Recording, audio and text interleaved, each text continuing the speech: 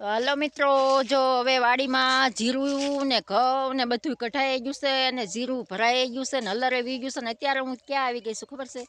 આ મારા કાકાની વાડી છે અને ના સિકુડીમાં બહુ સિકું આવ્યા જોઈ લો તમે. લટર પટર સિકું છે પાછા એ રીતે જો દેખાય એટલા સિકું આમ તમે જો જોરદાર સિકુઓણ આવેલા છે અને પાછા એ રીતે પાછા બહુ. તો આપણે હજી વાડીએ સીવી કેટલા સાંજના 6 વાગી ગયા છે અને આપણે જે જસ્તન ક્યારે જવાનું છે ખબર છે? જે કપિલભાઈ આવે જસ્તનથી આપણે લેવા ત્યારે જવાનું છે.